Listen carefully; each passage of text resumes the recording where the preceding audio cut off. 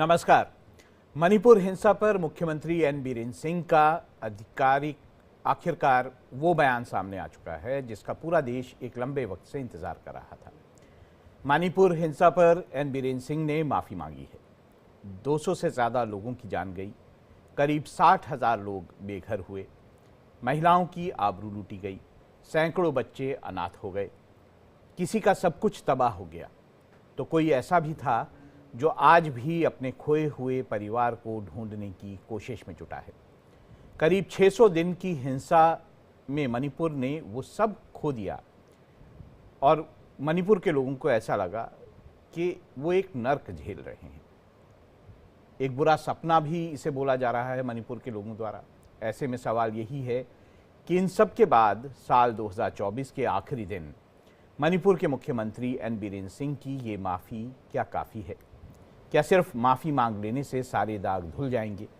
क्या सिर्फ सॉरी बोल देने से प्रदेश में हिंसा में मारे गए लोग वापस आ जाएंगे?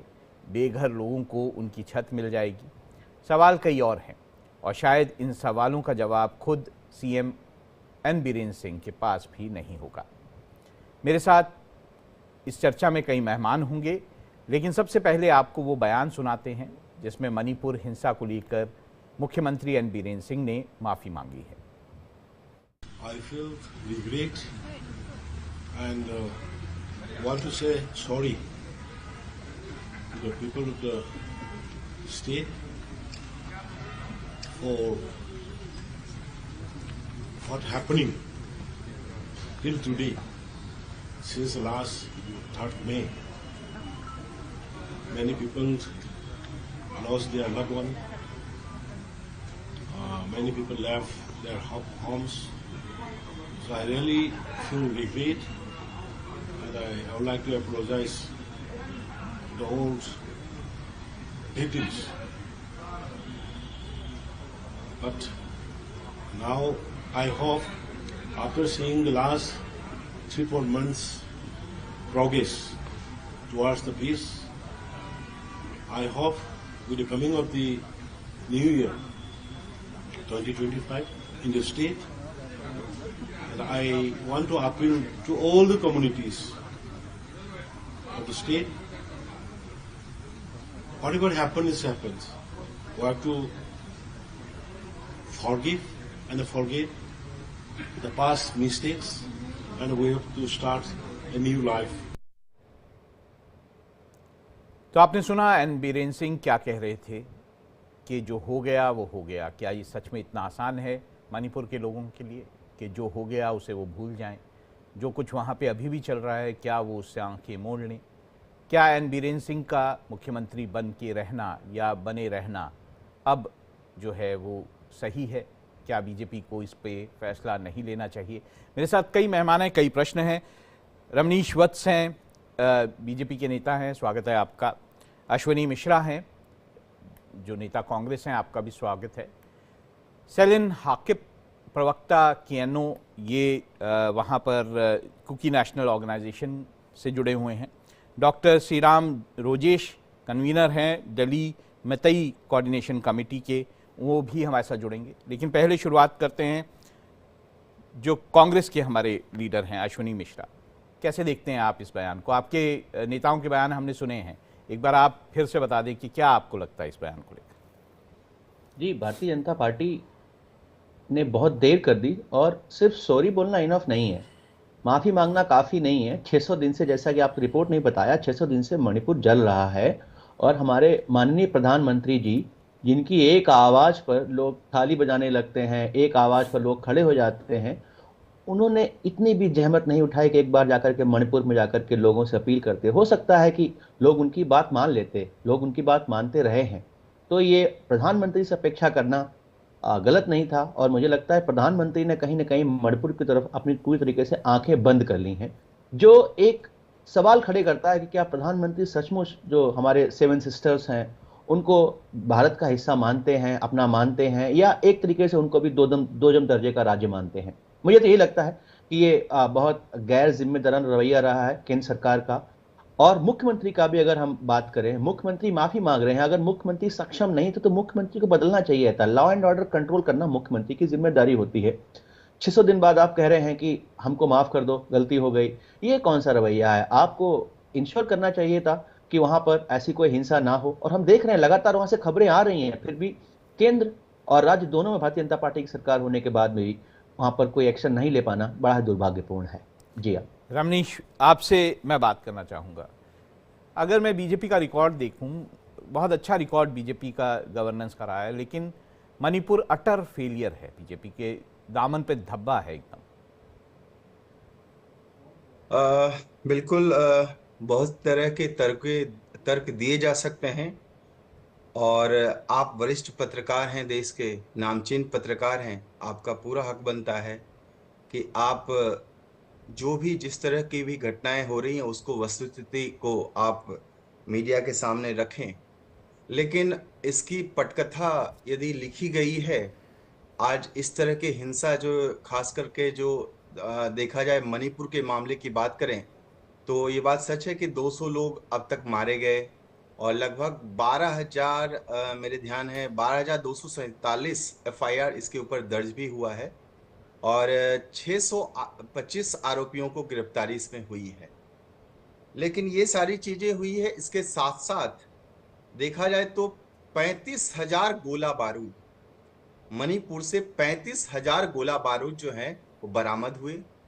5600 हथियार जो हैं मणिपुर से ही बरामद हुए। ये भी आप ही का फेलियर है, सरकार आपकी है, लॉ एंड ऑर्डर आपका है। नहीं, आप बरामद हुए, ये फेलियर इसको कैसे कहा जाएगा?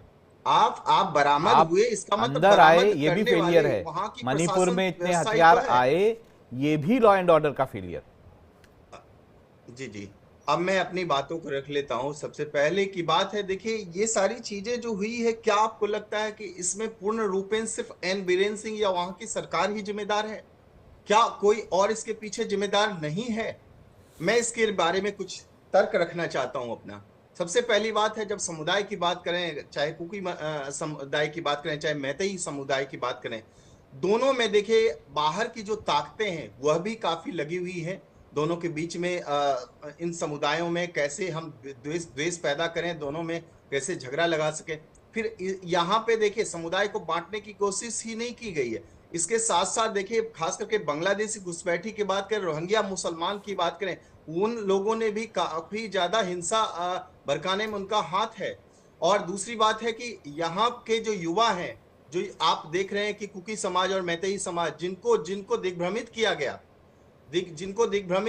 ड्रग के माध्यम से, वहां का जो ड्रग माफिया है, आतंकवादी संगठन है, वो भी नशीले पदार्थ को वहां पे मुहैया करा रहा है ताकि वहां के युवाओं को दिग्भ्रमित किया जा सके, उन युवाओं को कमजोर किया जा सके। उसके बाद देखा जाए तो कांग्रेस पार्टी आज अंतरराष्ट्रीय लेवल पे मणिपुर की घटना को लेकर के जाती है, और जब प्रधानमंत्री जब बोलने लगते हैं, सदन के पटल पे जब अपनी बात रखते हैं, तो वहां पे राहुल गांधी जो भाग खड़े होते हैं। क्या उनके अंदर इतनी भी ताकत नहीं कि वहां पे वो सुन सके प्रधानमंत्री जी को और अमित शाह जी को सुन सकें? लेकिन उस समय वो भाग खड़े होते हैं। उसके बाद फिर मणिपुर की घटना को बार बार उछालने का प्रयास करते हैं, अंतर्राष्ट्रीय लेवल पे बदनाम करने की कोशिश करते हैं। देखिए आज यदि हिंसा हो रही है तो वहां पे जिम्मेदारी सिर्फ भारतीय जनता पार्टी की ही नहीं है, वहां पे जो विपक्ष है ये उसकी आप भी पूरी जिम्मेदारी बनती आप है, कुछ वह भी तर्क दें, लॉ एंड ऑर्डर को संभाल सके। आप लेकिन कितने वहां भी पे तर्क दें बीच में इसको राहुल लेकर। गांधी जाते हैं, आग भड़काने के लिए जी चले जाते हैं राहुल गांधी जी। जी, आप कितने भी रमनीश तर्क दें, सत्तारूढ़ आप हैं, पुलिस प्रशासन आपका, केंद्र का पूरा जो अमला आपका, किसको ब्लेम करें? हम जो है, जनता जो है, इसके लिए, जैसे आप जो है 84 के दंगों के लिए अभी तक कांग्रेस को माफ़ नहीं करते हैं। हाँ, यहाँ संसद से लेके हर जगह आप 84 के दंगों के लिए कांग्रेस पे ब्लेम करते हैं। तो जनता भी मणिपुर के लिए आपको ही दोषी मानेगी। इतिहास में लिखा जाएगा कि बीजेपी जो है वो उसने मणिपुर में जो कुछ हुआ उसको वो कंट्रोल नहीं पाए, वहां पर लोगों की मौत हुई, जो लोग मरे, उसका सारा दारोमदार बीजेपी पे है।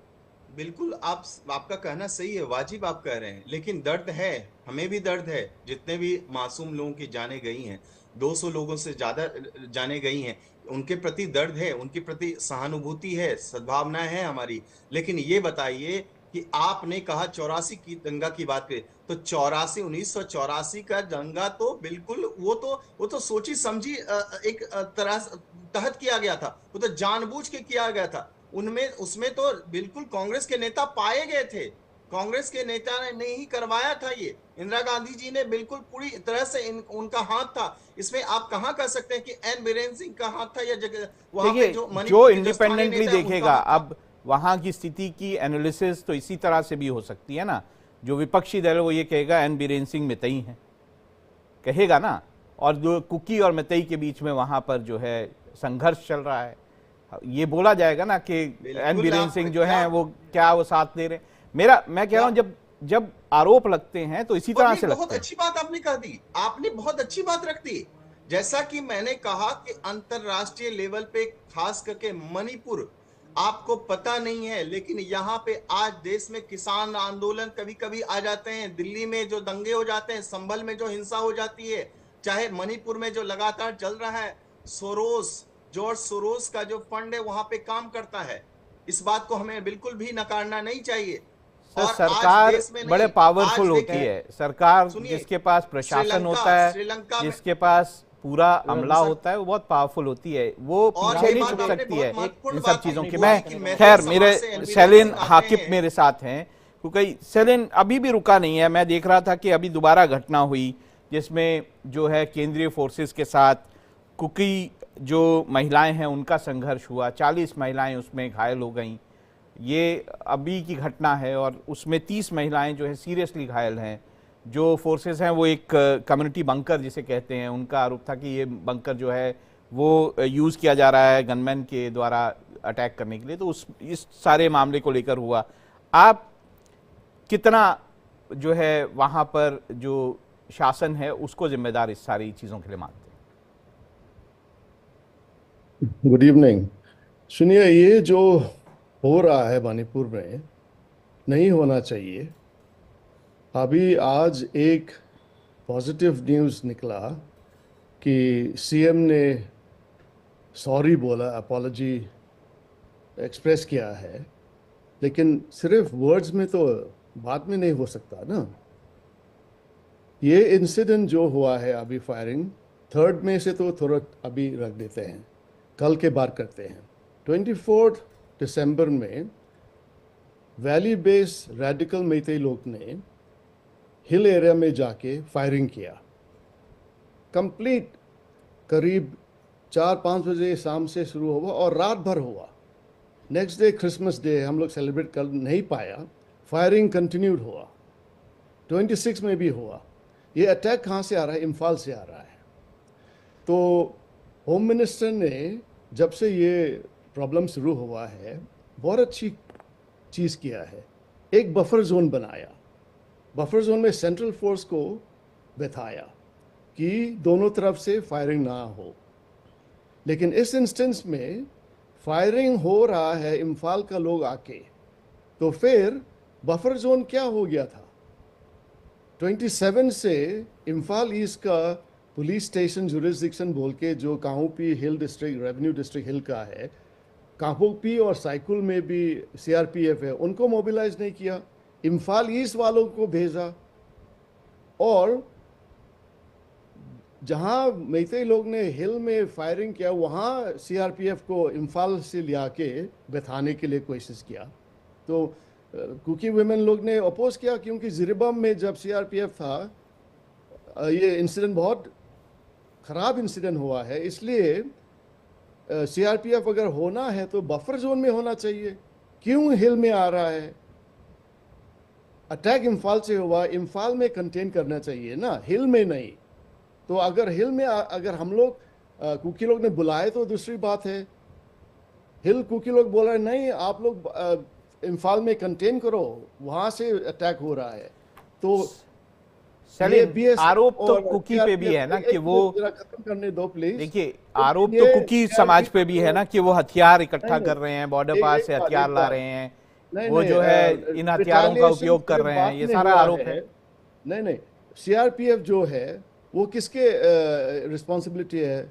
स्टेट होम डिपार्टमेंट किसके हाथ में है? सीएम के हाथ में है। अगर वो सॉरी कह रहा है तो सीआरपीएफ को जल्दी, जैसे कुकी वुमेन लोग, सब लोग सिविल सोसाइटी रिक्वेस्ट कर रहे हैं, उनको इम्फाल में वापस ले जाओ और बफर जोन में रहने दो। क्यों हिल में बैठा रहा है जब जिरबा में ऐसा हालत हुआ है? तो अगर सीएम सॉरी है तो let him practice in reality also. Let him retract the CRPF and maintain the peace at the buffer zone. How can you make the CRPF wait for the militants from Imphal in the hills? Stop them in the valley. Cookies are not attacking the valley people. Valley people are attacking the hills. So let's call facts facts. This is not about BJP or Congress. Let's not politicize it. Lives cannot be politicized. Cookies are being killed because of the CM's irresponsibility. Not irresponsibility, direct order to the DGP to deploy CRPF in the hills. He should keep them in the buffer zone according to the Home Minister's plan. He is going against the Home Minister's plan for peace. So Biren Singh is responsible for all the deaths from 3rd May until today. And if he's sorry, he should retract and maintain peace at the buffer zone until there is a political solution. Thank you very much. Ramnish, अगर वहाँ के लोग, जैसे कि सैलन हाकिब बोल रहे हैं, वहाँ के लोग जो हैं अगर एन बीरेन सिंह को जिम्मेदार मानते हैं, तो आखिर आप एन बीरेन सिंह को जो मणिपुर है उस पर क्यों थोपना चाहते? देखिए, जैसा कि आपने पूरी तरह से जिम्मेदार बताया हमारे जो को पैनलिस्ट हैं सलीम साहब ने, कि एन बीरेन सिंह ही सब कुछ के लिए जिम्मेदार हैं। जिम्मेदारी की जब बात होती है तो मैंने जैसा कि कहा कि पक्ष यदि जिम्मेदार होता है, जो सत्ता में बैठी हुई सरकार यदि जिम्मेदार होता है, तो मुझे लगता है विपक्ष की भी उतनी ही जिम्मेदार बनती है कि वो जनता का ख्याल रख सके। क्योंकि जनता सिर्फ वोट मांगने के लिए नहीं है। मणिपुर की जनता के लिए आप सिर्फ सत्ता सुख के सिर्फ आप वो नहीं माध्यम नहीं बन जाते हैं, आपको भी उनका ख्याल रखना पड़ता है। लेकिन वहां पे आग लगाने की जब बात होती है, तो आपने अभी जैसे कहा कि एन बीरेन सिंह मैतेई समाज से आते हैं और कुकी दोनों के बीच में ऐसा भी हो सकता है, तो ये बात बिल्कुल सही कहा आपने कि मैतेई और कुकी को लड़ाने के लिए भी तो एक साजिश हो सकती है इसके पीछे। और इसके पीछे साजिश है सरकार को अस्थिर करने के लिए, प्रशासन को अस्थिर करने के लिए, उसको विफल साबित करने के लिए, स्थिति को बिगाड़ने के लिए, वहां की प्रशासन और शासन व्यवस्था को बिगाड़ने के लिए। राजनीतिक अस्थिरता तो लगातार ही जारी है असम में, क्योंकि जब से बीजेपी की सरकार बनी है तब से अलगाववाद और उग्रवादी जो गुट है वहां का, उन्होंने लगातार इन सब चीजों को हवा दी है। और बात करें कि आज सोशल मीडिया पे और आप देखिए टीवी डिबेट्स के माध्यम से भी भड़काऊ बयान और हिंसा बार बार दी जाती है। इसलिए दी जाती है ताकि ये साबित कर सके कि भारतीय जनता पार्टी पूरी तरह से वहां पे विफल रही है।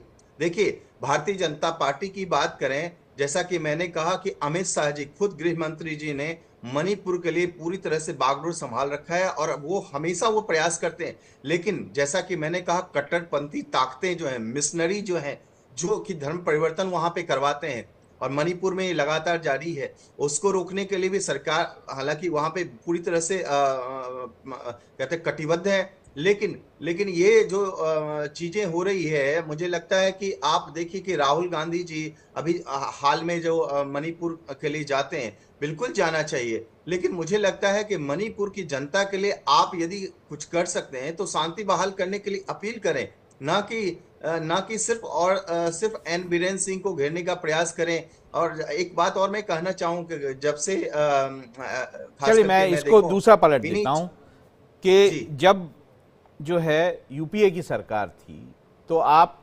बीजेपी जो है वो फाइनेंशियल फेलियर्स के लिए, भ्रष्टाचार के लिए किसे जिम्मेदार मानती थी? बिल्कुल मानती थी ना, कांग्रेस को मानती हाँ? थी, प्रधानमंत्री को तब मानती थी, मनमोहन सिंह जो अब नहीं रहे उनको मानती थी।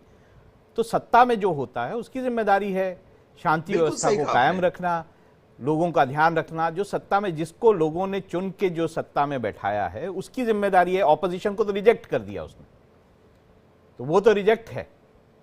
ये जिम्मेदारी से आप कैसे बच सकते हैं? आप कुछ भी बोलते रहें कि वो जो है साजिश के तहत हो रहा है या फिर बदनाम किया जा रहा है, जिम्मेदारी अल्टीमेटली आपकी है। कांग्रेस, मैं ये बोलना चाहूंगा कि क्या आखिर आपको क्या लगता है कि बीजेपी जो है उसको इस मणिपुर के जो कुछ हो रहा है उसको इतिहास कैसे देखेगा? राहुल जी, क्या विडंबना है कि आज सत्ता पक्ष बोल रहा है कि लॉ एंड ऑर्डर या सरकार चलाने की जिम्मेदारी विपक्ष की होती है। कितनी कितनी हास्यास्पद बात है कि आप बोल रहे हैं कि इसमें विपक्ष की जिम्मेदारी है कि वहां पर हिंसा ना हो। कैसी कैसी बात कर रहे हैं आप। और आप देखिए, हमारे बीजेपी प्रवक्ता ने बहुत सारे गहन मुद्दे उठाए और अपना फेलियर खुद बताया। उन्होंने कहा वहां पर आर्म्स का प्रॉब्लम है, आर्म्स वहां पर स्मगल हो रही हैं, ये भी आपका फेलियर है। उन्होंने कहा वहां पर रोहिंग्या आ रहे हैं, इनफिल्ट्रेशन हो रहा है, ये भी आपका फेलियर है। आपने जो जो चीजें वहां पर गिनाई वो सब का सब फेलियर, चाहे सेंट्रल में बैठी हुई सरकार का हो चाहे प्रदेश में बैठी हुई सरकार का हो।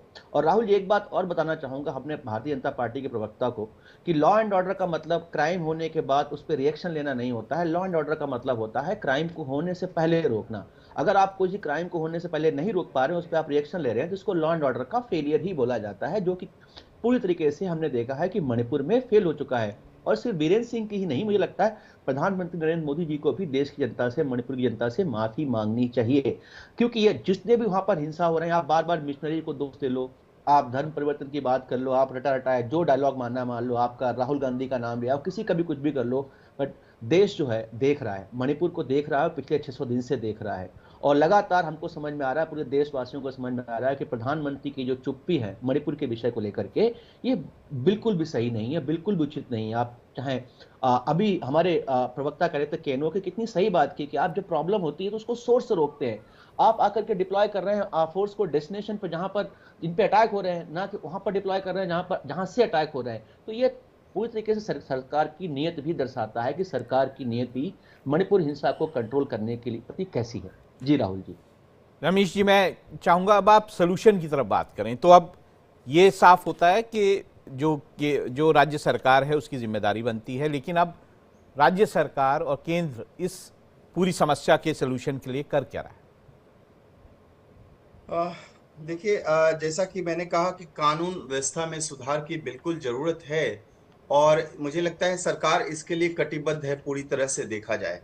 और जैसा कि मैंने कहा कि पूरी तरह से मैंने कहा, जब रोहिंग्या मुसलमान की बात कर रहा था, मैं बांग्लादेशी घुसपैठी की बात कर रहा था, तो मैंने देखा कि कांग्रेस के जो नुमाइंदे हैं सुनी जी, उनको बहुत ज्यादा वो खुशी हुई इस बात को सुन करके। देखिए, बात है कि 1989 फिर 85 बात की को बात धर्म करें, पे, जो मुस्लिम हिंदू आसाम मुस्लिम वहीं ले समझौता जा रहे हो हुआ आप। था, आसाम समझौता जो हुआ था, तो मुझे लगता है कि उसके भी जिम्मेदार जो हैं, उसमें पूरी तरह से जो उन्होंने बांग्लादेशी घुसपैठियों के लिए कहा था, बांग्लादेशियों के लिए कहा था राजीव गांधी जी की, इनके ऊपर नरम रुख जो है रखना चाहिए, नरमी बरतनी चाहिए। आज वही बात राहुल गांधी जी भी कहते हैं, वही बात प्रियंका गांधी जी भी कहते हैं, कांग्रेस के तमाम नुमाइंदे कहते हैं। फिर बात करते हैं, जैसा कि मैंने कहा कि रोहिंग्या मुसलमान और बांग्लादेशी घुसपैठी को भगाने की जब बात होती है, एनआरसी और सीए की बात होती है, तो सबके रमनीश जी, सब मैं ये आपको विरोध बीच में करने इसलिए के लिए। टोक रहा हूं।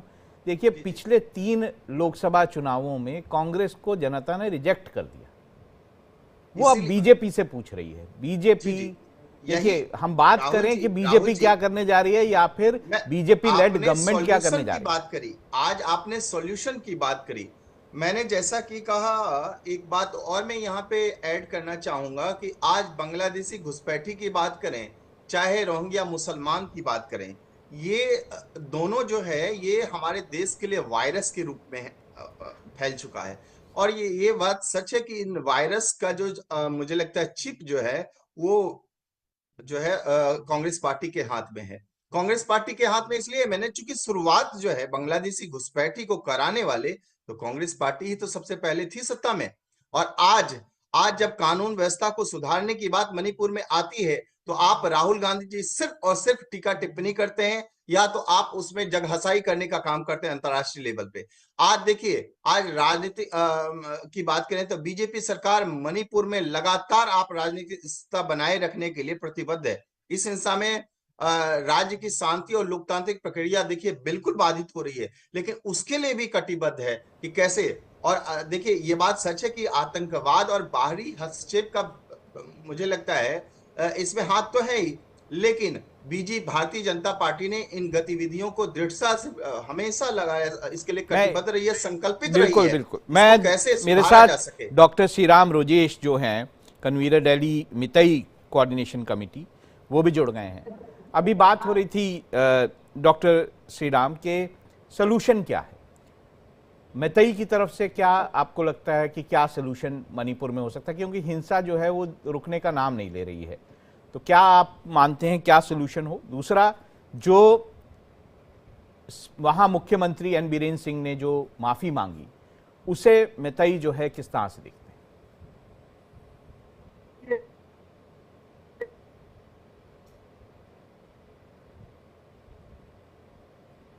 मेरे ख्याल से श्री राम जो है उनके साथ कनेक्शन पूरी तरह से ठीक नहीं है। मैं जो है वो सालिन हाकिब के पास जाना चाहूँगा। आप जो है कुकी समाज जो है वो किस तरह का सोल्यूशन देखता है इस पूरे कॉन्फ्लिक्ट का?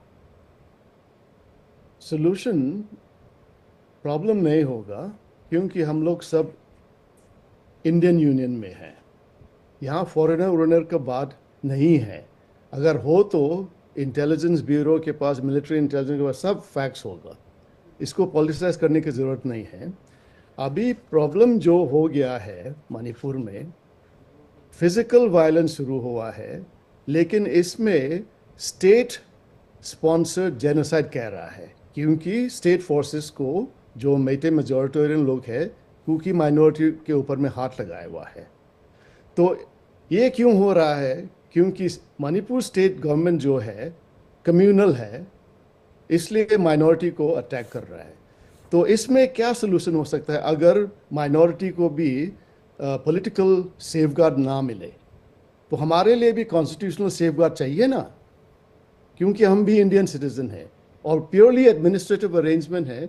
हम इंडिपेंडेंस नहीं मांग रहा है, सिर्फ इंडिया के अंदर में हमें भी एडमिनिस्ट्रेटिव यूनिट दे दो कि हम अपना आप self governance with in the union हो जाए और पीस को चलाए। जब तक हम मणिपुर स्टेट के अंदर में हो तो मेजॉरिटेरियन का इन्फ्लुएंस इतना ज़्यादा है, सीआरपीएफ को भी उनके तरफ में ले जा रहा है। तो हमारा क्या फ्यूचर है? Our future is in India, not in Manipur. So that is where the political solution comes. And it has to be established. If they forgive us, if the CM is sorry, then he should not block us from becoming developed like any other part of India, within India. So give us our political safeguards.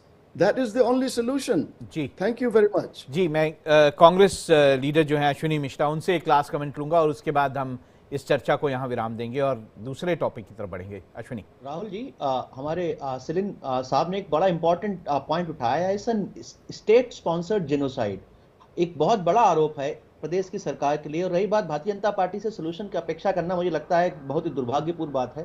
पूरे time वो जो है सिर्फ Rohingya और इन सब की बातें करते रहे, जबकि देखा जाए तो रोहिंग्या का सबसे बड़ा इन्फिल्ट्रेशन 2017 में होता था, इनके केंद्र में सरकार थी। तो मैं उस विषय पर नहीं जाना चाहता हूँ, क्योंकि बार बार इनकी राजनीति घूम फिर के रोहिंग्या, हिंदू, मुसलमान पे चलती है। एक-एक करके मैं आपके पास आ जाऊंगा। सोल्यूशन नहीं दिया इन्होंने, ना सोल्यूशन बताएंगे। जी जी, रमनीश जी, आप कुछ बोलना चाह रहे थे? अश्विनी जी, ऐसा नहीं है। भारतीय जनता पार्टी, देखिए, आपसे सोल्यूशन की अपेक्षा की, इससे सोल्यूशन बताते तो हमें बड़ा अच्छा लगता है। नहीं, अश्विनी जी, देखिए, संघीय ढांचे पे चलने वाली भारतीय जनता पार्टी है।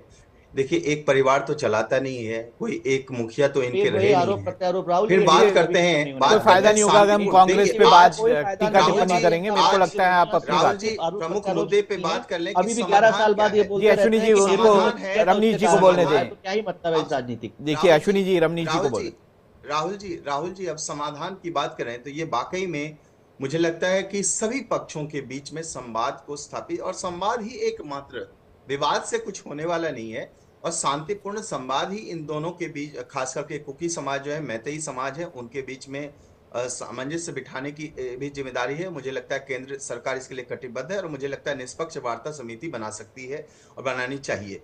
फिर बात करने कहता हूं कि कानून व्यवस्था, फिर दूसरी बात है कानून व्यवस्था की बात है। कानून, लॉ एंड ऑर्डर को सही करना पूरी तरह से जिम्मेदार है, बीरेन्द्र सरकार की जिम्मेदारी है, मुझे लगता है इसको स्थिर लाने के लिए। और वहां की सुरक्षा बल जो है, उनकी तैनाती और संवेदनशीलता के ऊपर भी मुझे लगता है क्षेत्रों में कर्फ्यू लगाने की जरूरत है। जहां जहां संवेदनशील इलाका है वहां पे सुरक्षा बल है, उनको ज्यादा मेहनत करने की जरूरत है। फिर मुझे लगता है कि देखिए, अफवाह जितने सारे जो होते हैं, जो खास करके होते हैं, उस पर सबसे ज्यादा रोक लगाने की जरूरत है। खास करके जो सोशल मीडिया की बात करें, और इसमें बहुत ही बड़ा माध्यम बन जाता है फैलाने के, अफवाह को फैलाने के लिए भी और नियंत्रित करने के लिए भी। मुझे लगता है इसमें पॉजिटिव नोट्स जाने की जरूरत है। वहां पे मैतेई समाज, कुकी समाज, पूरे मणिपुर में जितने लोग हैं, हमारे जो निवासी हैं, उनके बीच पे। और मुझे लगता है इसके लिए खास करके जो मैं बात करूं, तो जब से एडिशनल चीफ सेक्रेटरी हमारे विनीत जोशी जी बने हैं, मुझे लगता है मैंने देखा है कि उनकी जिम्मेदारी बढ़ गई। उन्होंने अपनी जिम्मेदारी को बखूबी निभाया है। और एक दूसरी बड़ी बात आती है कि सबसे बड़ी जो प्रभावित हुआ है वहां का रोजगार। वहां मुझे लगता है कि आर्थिक विकास, जो डेवलपमेंट, उसके ऊपर सबसे ज्यादा जरूरत है। और मुझे लगता है वहां का जो रमनीश जी, एम्प्लॉयमेंट है, खास करके एडुकेशन की बात करें, जो रमनीश जी, हम बुनियादी जो जो है ढांचा है ये उनको बात सुधारने रोजगार के की लिए या फिर विकास ठोस की तो करना, तब आएगी जब घोषणा वहाँ करना पर हम उनके। शांति जो है वो स्थापित कर पाएंगे। वैसे जो आपने बात की, संवाद की, ये बहुत सही बात है कि दोनों जो समुदाय हैं उनमें संवाद हो, लेकिन 1 साल से ज़्यादा हुआ है और बीजेपी या फिर सरकार इस संवाद को कायम करने में नाकाम रही है। हम आप सभी मेहमानों का बहुत बहुत शुक्रिया। कई राज्यों के जो चुनावों के बाद अब पूरे देश की नज़र जो है वो दिल्ली दंगल पर है। दिल्ली में विधानसभा चुनाव जल्द होने वाले हैं और ऐसे में राजधानी का सियासी पारा हाई है। दिल्ली में हाल फिलहाल में वोटर लिस्ट विवाद अपनी चरम पर है। एक तरफ आम आदमी पार्टी वोटर लिस्ट में गड़बड़ी के आरोप लगाते हुए सरकार और चुनाव आयोग पर हमलावर है, तो दूसरी ओर बीजेपी आम आदमी पार्टी के हर हमले का जवाब दे रही है। लेकिन इस वार पलटवार के बीच चुनाव आयोग ने एक तारीख का ऐलान किया है। ये वो तारीख है जब चुनाव आयोग दिल्ली में फाइनल वोटर लिस्ट जारी करेगा। लेकिन सबसे पहले आपको कुछ आंकड़े बताते हैं जो रिवीजन वोटर लिस्ट तैयार करने के दौरान मुख्य निर्वाचन अधिकारी कार्यालय की ओर से सामने आए हैं। सीईओ के मुताबिक 29 नवंबर से अब तक नए रजिस्ट्रेशन के लिए 4,85,624 आवेदन हासिल हो चुके हैं, जिनमें 82,450 आवेदन नाम हटाने के लिए हैं और 1,71,385 एप्लीकेशन संशोधन के लिए मिले हैं। सीईओ कार्यालय ने बताया है कि अंतिम लिस्ट तैयार की जा रही है, जिसमें नाम हटाने या संशोधन करने के बाद इस लिस्ट को 6 जनवरी को प्रकाशित किया जाएगा। दिल्ली में वोटर लिस्ट पर जारी विवाद क्या चुनाव आयोग की फाइनल वोटिंग लिस्ट के बाद थमता दिखाई देगा या इस पर मामला और बढ़ेगा, इसी पर हम बात करेंगे। हमारे साथ कई सारे मेहमान हैं और सबसे पहले हमारे पास रमनीश वत्स जो अभी भी हमारे साथ थे, वो हम मणिपुर पे बात कर रहे थे, वो हमारे साथ जुड़े हुए हैं। रमनीश, ये जो पूरा दिल्ली का दंगल हमारे को दिखाई देता है, उसमें आरोप कई सारे हैं, आपके अपने आरोप हैं, जो आम आदमी पार्टी है उसके अपने आरोप हैं।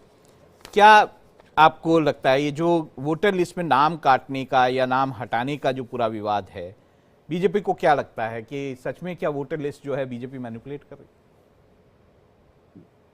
बिल्कुल। देखिए, जैसा कि मैंने कहा कि ये पूरा, मुझे लगता है कि आम आदमी पार्टी की बात करें, चाहे अरविंद केजरीवाल की बात करें, तो उनकी शुरुआत जो हुई थी 2011 से ही। सबसे पहले आप देखिए कि वो बात किया करते थे कि कांग्रेस की पार्टी में हम कभी भी शामिल नहीं होंगे। उनके हमेशा से आप देखिए ये रहे थे कि हम छोटी सी गाड़ी लेंगे, एक वैगनार के ऊपर हम चलेंगे, हम कोई शीश महल में नहीं रहेंगे, हम एक छोटे से मकान में रहेंगे। आज आज देखिए, आज 2025 आने को है। 2025 में आज अरविंद केजरीवाल जी भारतीय जनता पार्टी के ऊपर आरोप लगाते हैं कि वोटर लिस्ट में जो है नाम इधर से उधर मैनिपुलेट कर रही है भारतीय जनता पार्टी। देखिए, अरविंद केजरीवाल जी का आरोप जो है, ये नहीं है कि सिर्फ आपने देखिए कि वोटर लिस्ट में इधर से उधर नाम हुआ है। वोटर लिस्ट में इधर से उधर नाम नहीं हुआ है। अरविंद केजरीवाल जी का कॉन्फिडेंस जो है पूरी तरह से इधर से उधर हो चुका है। आज आप बताइए कि 10 साल में जो व्यक्ति सत्ता में रहा हो, आज आप इस कदर से आरोप लगा रहे हैं, फर्जी वोटर के ऊपर आरोप लगा रहे हैं। और देखिए, बात है कि फर्जी वोटर या अनियमितता का मुद्दा नहीं है। सबसे बड़ा मुद्दा जो है अरविंद केजरीवाल जी का फेलियर। जैसा कि मैंने कहा, उन्होंने, ये बात सच है कि बहुत सारे उन्होंने जो वायदे किए थे, 2011 में एक हमने भी सुना था कि स्वर्ग से एक अवतरण हुआ था, एक महापुरुष, जिसका नाम है अरविंद केजरीवाल जी। अरविंद केजरीवाल जी शीला दीक्षित को कभी थकते ही नहीं थे। शीला दीक्षित पूरी तरह से भ्रष्टाचारी हैं, पूरी तरह से ये किया, और आज देखिए 2.5% का कमीशन जो है 12.5% कमीशन दे देते हैं एक चलिए शराब मैं कारोबारियों को। दो बातें फिर आपसे बात कहना आती है चाहूंगा वोटर रमनीश लिस्ट की जी। बात करें तो एक बात सबसे बड़ी बात है कि वोटर लिस्ट में फर्जी नाम है, डुप्लीकेट एंट्री को हटाने की आवश्यकता है, जिससे निष्पक्ष चुनाव सुनिश्चित जी हो सके। ये बात रमनीश सच जी, है, होनी रमनीश जी, चाहिए। थोड़ा डर तो बीजेपी को लग रहा है बीजेपी दिल्ली में, क्योंकि पिछले दो चुनाव हैं उसमें 67 सीटें जो है 2015 में आप ले गई, उसके बाद 62 सीटें आप ले गई, वोट परसेंटेज भी आपका ज़बरदस्त रहा, तो डर तो लग रहा होगा। दूसरी बात यह है कि ऐसा भी नहीं है कि आपके ऊपर आरोप नहीं लगे।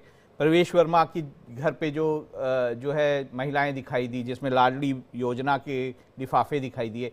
अब वो कितना सही, मैं उसमें नहीं जाता कितना सही कितना गलत, लेकिन दिखाई दिए, उसमें पैसे दिखाई दिए, तो लोगों के मन में ये तो बात आएगी ना कि आप कितने हथकंडे अपना रहे हैं या वो कितने हथकंडे अपना रहे हैं। मैं एक कमेंट जो है अभिषेक तिवारी से लूंगा, फिर आपके पास आऊंगा। अभिषेक जी, जो आपके आरोप हैं वो भी अलग अलग हैं कि वेलफेयर स्कीम्स चलने नहीं दे रही, जो बीजेपी के तरफ आप उनको बोलते हैं कि बीजेपी के तरफ से वो एलजी जो है काम कर रहे हैं, या फिर बीजेपी जो वेलफेयर स्कीम्स पे आरोप लगा रही है आपको लेकर। बीजेपी का ये कहना है कि आप जो है हिंदुत्व में अचानक आपको हिंदुत्व याद आने लगा है चुनाव पास आते हुए। तो आपके ऊपर ये जो आरोप लग रहे हैं, ये सब क्या आप मानते हैं कि ये आम आदमी पार्टी को इस बार डर लग रहा है? राहुल जी, आपके सभी दर्शकों को मेरा नमस्कार। देखिए, भारतीय जनता पार्टी दिल्ली के अंदर पूरी तरीके से बौखला गई है अपनी हार की डर से। उनको लग रहा है कि दिल्ली के अंदर पूरी तरीके से भारतीय जनता पार्टी के कई विधानसभाओं में जमानत जब्त होने जा रही है। इसलिए भारतीय जनता पार्टी वोटों की हेरा फेरी करने स्टार्ट कर दिया।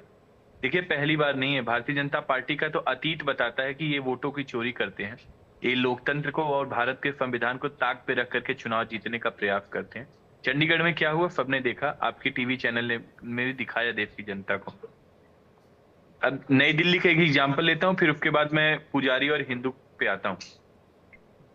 नई दिल्ली के अंदर 20 अगस्त से लेकर के 20 अक्टूबर तक एक चुनाव आयोग ने रिवीजन समरी किया। समरी रिवीजन में उन्होंने 29 अक्टूबर को एक स्टेटमेंट जारी करते हैं कि दिल्ली के नई दिल्ली विधानसभा में 1,06,872 वोट है। 29 अक्टूबर से 14 दिसंबर तक 900 वोटों के काटने के लिए आवेदन आता है। अचानक 15 दिसंबर को भारतीय जनता पार्टी का ऑपरेशन लोटस का एंट्री होता है और 15 तारीख से 29 अक्टूबर तक लगभग 5,000 वोटों को काटने का और लगभग 7,500 वोट जोड़ने के लिए आवेदन आता है। लगभग 12.5% का हेरा फेरी करना स्टार्ट कर देते हैं। ये पहली बार नहीं हुआ, इससे पहले भी शहादरा के अंदर लगभग 11,000 वोट काटने के लिए भारतीय जनता पार्टी कार्यकर्ता, मैं नाम ले रहा हूं, विशाल भारद्वाज ने 11,000 वोट काटने के लिए आवेदन देते हैं। तुगलकाबाद के अंदर लगभग एक बूथ की में हमारे 1300 वोट है, वहां पे लगभग 672 वोट काटने के लिए भारतीय जनता पार्टी के जो कार्यकर्ता वो आवेदन देते हैं।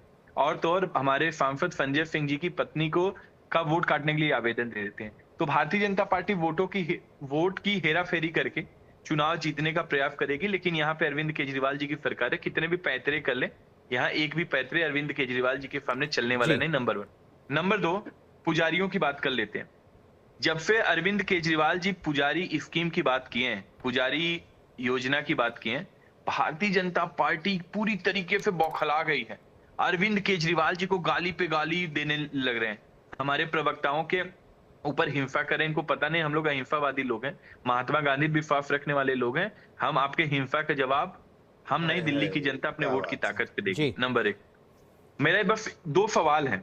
एक सवाल कि अगर अरविंद केजरीवाल दिल्ली के अंदर पुजारी और ग्रंथियों को 18,000 रुपए प्रतिमाह देना चाह रहे हैं, तो भारतीय जनता पार्टी उनका विरोध क्यों कर रही है?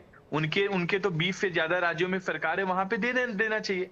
और दूसरा, हरियाणा के अंदर अगर आप इमामों को 16,000 रुपए दे रहे हैं, तो और पुजारी वहां पे क्या गुनाह किए भाई?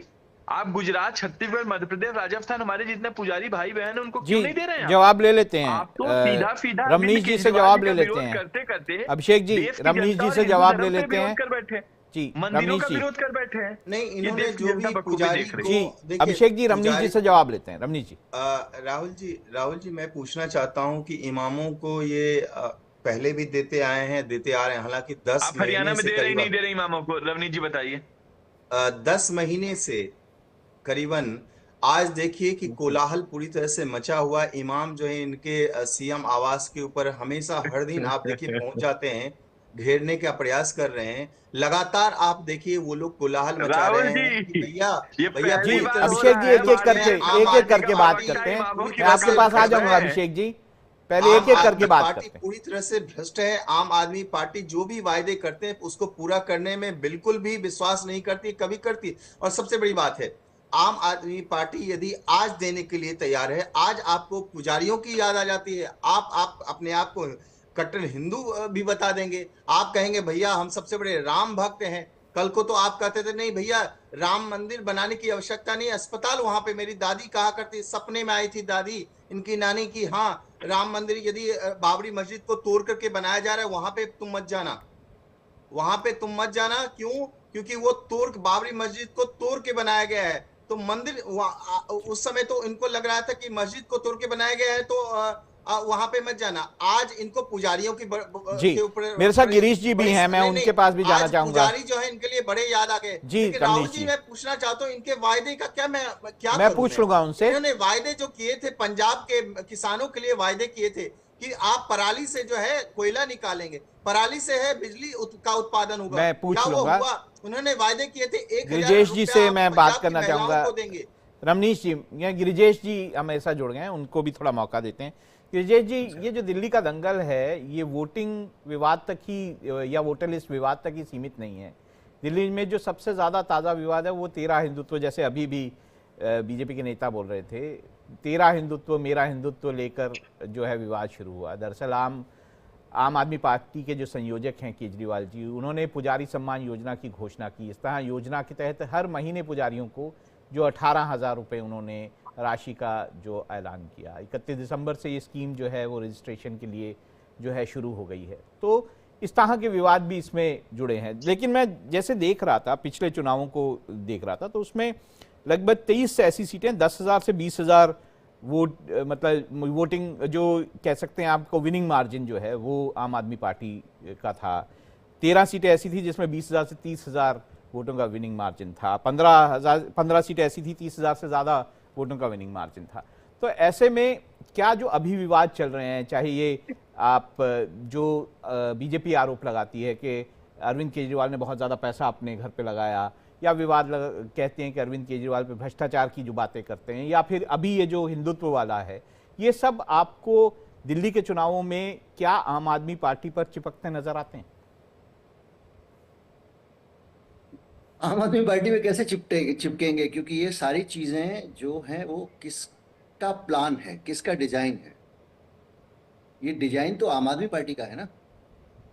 तो ये तो केजरीवाल का ब्रेन है ना कि मैं पुजारियों को और ग्रंथियों को वेतन का ऐलान करूंगा, और जब मैं ऐलान करूंगा तो उस ऐलान के बाद में भारतीय जनता पार्टी रिएक्ट करेगी। तो वो कैसे रिएक्ट करेगी, कैसे नहीं करेगी, इसको पहले से वो उनके दिमाग में है कि मैं अगर बोलूंगा कि आप पुजारियों और ग्रंथियों को मैं पैसे देने वाला हूं तो भारतीय जनता पार्टी का जवाब क्या आता है, और जब वो जवाब आएगा तो उसके बाद हमको क्या करना है। तो केजरीवाल का जो स्ट्रेटजी है, जो उसका स्टाइल है काम करने का, उसमें वो मल्टी लेयर थिंकिंग पहले से फोर्स, जैसे एआई होता है ना, वो पहले से सोच के चलता है कि अगर मैं ये करूंगा तो ये होगा, और वो करूंगा तो वो होगा, और अगर ये आया तो मेरा रिएक्शन ये होगा। याद कीजिए, जब जेल से आके लोकसभा चुनाव के लिए केजरीवाल ने प्रेस कॉन्फ्रेंस की, 2 बातें कही। मोदी जी 75 साल के होने वाले हैं, अगले साल रिटायर हो जाएंगे, और योगी जी को ये लोग हटाना चाहते हैं। आप उत्तर प्रदेश के चुनाव के नतीजे देख लीजिए। चिपकने की बात तो तब होगी जब कोई दूसरे का ब्रेन चाइल्ड हो। तो समझ में ही नहीं आ रहा है, जो उनके प्रतिद्वंदी है, दोनों भारतीय जनता पार्टी है, उसका तो कुछ पता ही नहीं चल रहा है। कम से कम अजय माकन ने कुछ आरोप तो लगाए, वो किस हवा में कहाँ पे हैं, पैसे वैसे बांटते हुए पकड़े जा रहे हैं। तो ऐसे में चिपकने की बात तब आएगी जब कोई आरोप किसी पे लगाए। यहाँ तो ये इनकी अपनी प्लानिंग है, इनकी अपनी स्ट्रेटजी है, और स्ट्रेटजी में इन्होंने लपेट लिया है। आप एक बात बताइए मुझे, आप ये नहीं कह सकते ना कि आपका हिंदू धर्म का ठेका अगर भारतीय जनता पार्टी करे तो हिंदू धर्म है। राहुल गांधी अगर महाकाल चला जाए, सॉफ्ट हिंदुत्व करे, तो आप उसको ड्रामा बोलते हैं। और मोदी जी वहां पे संसद में संगोल के सामने लेट जाएं जी। तो वो हिंदुत्व है। चलिए रमनीश जी से भी केजरीवाल बात अगर कर लेते हैं। पुजारियों रमनीश को जी, कुछ बहुत दे- सारी बातें हुई, आप क्यों कॉन्फिडेंट हैं दिल्ली में, जो पिछले चुनाव दिखाते हैं उसके संदर्भ में मैं बोल रहा हूं, क्यों कॉन्फिडेंट हैं कि दिल्ली की जनता जो है आपको चुनेगी? मैं लोकसभा चुनाव छोड़ दीजिए, लोकसभा चुनाव में आपका प्रदर्शन बहुत अच्छा रहा है सारे चुनावों जी, में, जी, जी। उससे विधानसभा चुनाव पे बात करें। मुझे लगता है कॉन्फिडेंस का सबसे बड़ा मूल कारण मैं अरविंद केजरीवाल जी को ही मानता हूं, क्योंकि अरविंद केजरीवाल जी का, जैसा कि मैंने कहा, कॉन्फिडेंस जो है पूरी तरह से इधर से उधर हो चुका है। उनका कॉन्फिडेंस जो है लूज हो चुका है। ऐसा मैं इसलिए कह रहा हूं कि अभी कुछ दिन पहले, साल की बात करें तो उन्होंने कहा था कि मनीष सिसोदिया जी जेल जाएंगे, सत्येंद्र जैन जेल जाएंगे। वो दोनों को दोनों जेल चले गए। उसके बाद फिर वो खुद जेल चले गए, उन्होंने भविष्यवाणी की थी। फिर आतिशी मरलेना की भी हाल में आपने देखा, ये भी जेल। तो ये सारे की सारी चीजें क्या बतलाता है? बतलाता है कि सारे के सारे जब नेता जेल ही चले जाएंगे तो दिल्ली की सत्ता में आप आम आदमी पार्टी का कौन बैठेगा नेता, आप ये बताइए। फिर दूसरी बात मैं कहना चाहता हूं, वायदे की बात है। वायदे पे बिल्कुल विश्वास करना चाहिए, लेकिन आज जो इन्होंने पंजाब की महिलाओं से वायदा किया था, क्या उन्होंने पूरा किया? उसके बाद आज जो खुद इमाम देखिए सड़कों पे आज है, इन्हें गुहार लगा रहा है कि हमारे पिछले 10 महीने से पेमेंट नहीं आया है, उसके लिए गुहार लगा रहा है। आज पुजारियों के वायदे कर रहे हैं, इतने झूठे झूठे वायदे।